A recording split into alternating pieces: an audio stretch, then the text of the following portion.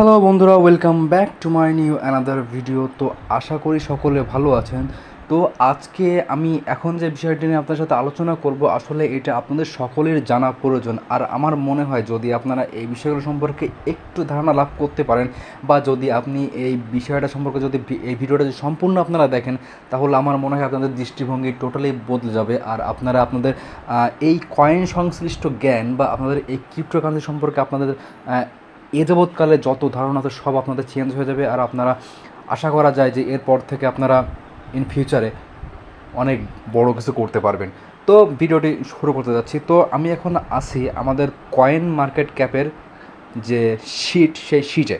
তো এখানে আজকে যে বিষয়টা নিয়ে আসলে আমি আলোচনা করতে চাই, সেটা হচ্ছে যে আমাদের যে ক্রিপ্টোকারেন্সি, আসলে এটার সাহায্যে আমরা কীভাবে ইন ফিউচারে আমরা মিলিয়নিয়ার হতে পারি, বা আমরা ইন ফিউচারে এখান থেকে কীভাবে অধিক পরিমাণের অর্থ জ্ঞান করতে পারি। তো এখন যে বিষয়টা হচ্ছে যে আমরা যদি ধরি যে বিটকয়েন মার্কেটে আসছিল ঠিকই হবে প্রায় আজ থেকে 15 থেকে 20 বছর আগে। আই থিঙ্ক এটা আসছিল 2009 সাল বা 10 সালের থেকে এটা প্রথম মার্কেটে আসছিল।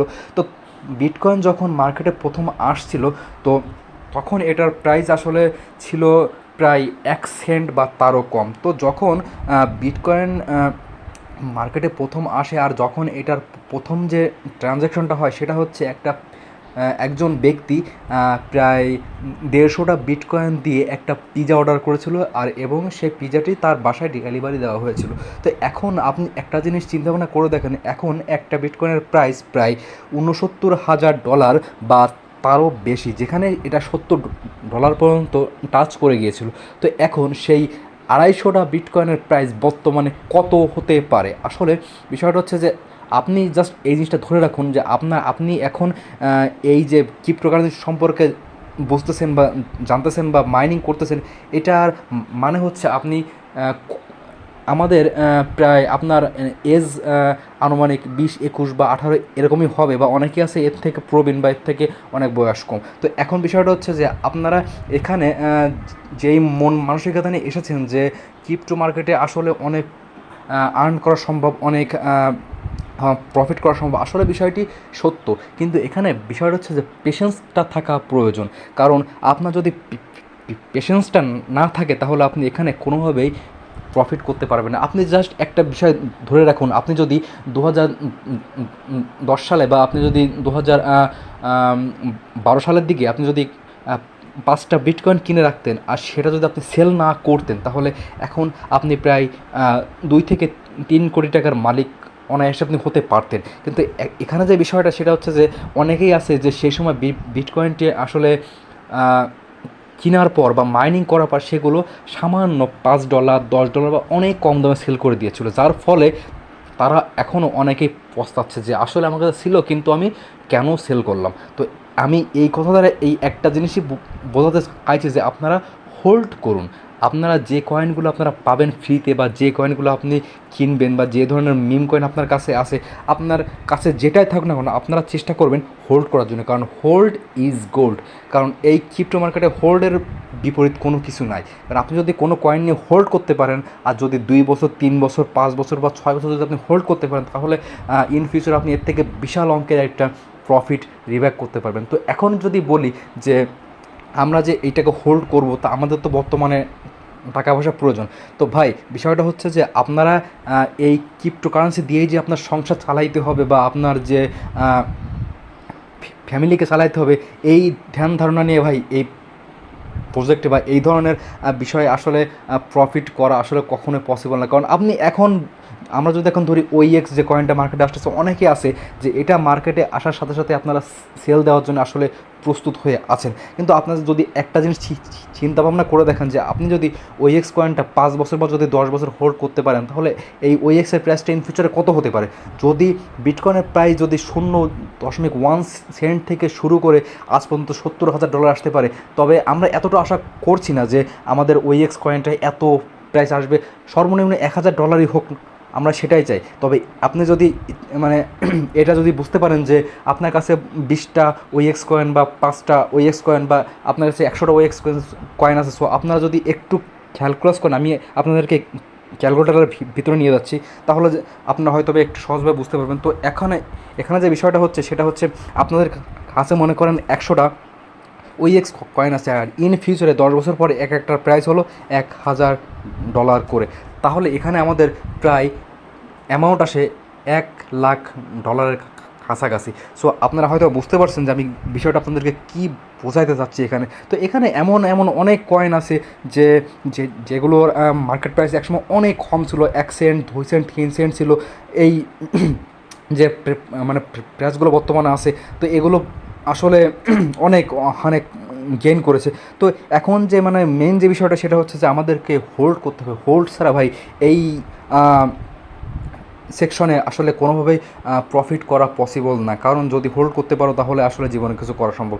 ইন ফিউচার তুমি একটা জিনিস ভেবে দেখো, তুমি যদি এখন থেকে যদি এই কয়েনগুলো মানে বিভিন্ন প্রকার যে কয়েনগুলো তুমি ফ্রি পাচ্ছ সেগুলো তোমার যদি হোল্ড করা শুরু করো, তাহলে ইন ফিউচার বা একটা পর্যায়ে মানে তোমার বয়সের একটা পর্যায়ে গিয়ে দেখবা যে এটা অনেক বিগ একটা ফিডব্যাক তোমাকে দিয়ে যাচ্ছে। ইন ফিউচারে আমরা অনেকেই বলি যে ভবিষ্যৎ সম্পর্কে কি তোমার কোনো জ্ঞান নেই। আসলে ভবিষ্যৎ বিষয়টা হচ্ছে সম্পূর্ণ উপরওয়ালা হাতে, সেটা ঠিক আছে, কিন্তু আমাদেরও তো কিছু করা প্রয়োজন যার থেকে আমরা এখান থেকে একটা ফিডব্যাক নিতে পারি বা আমরা ইন ফিউচারে গ্রো করতে পারি। তবে যার কপাল মানে কার কপালে কী আছে বা কার রিজিকে কী আছে আসলে সেটা ঠিকভাবে বলা যায় না। তবে অনেকেই আছে আমার দেখার মতো যারা 5 বছরের ভিতরে মাল্টিমিলিয়নার হয়ে গিয়েছে। কারণ এর কারণ হচ্ছে তারা একটা কয়েন কিনে বা ফ্রিতে মাইনিং করে সেই কয়েনটা তারা হোল্ড করে রাখছিল।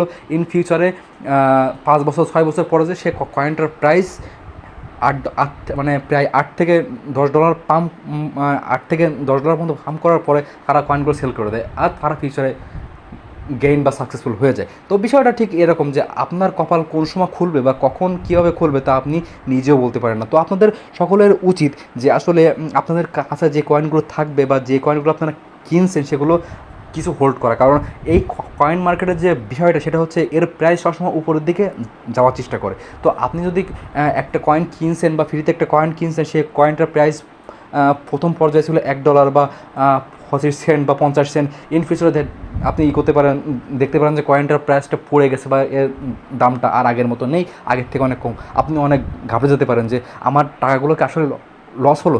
আসলে বিষয়টা তেমন না, যে আপনি যদি এটাকে ওই সেম প্রাইসে যদি আপনি রেখে দেন, যদি আপনি সেল না করেন, তাহলে ইন ফিউচারে আপনার সেই প্রাইসটা আবার ফিরে আসবে। কারণ এটা দেখামূলি আমি অনেকবারই দেখেছি যে আমার সাথে এটা হয়েছে।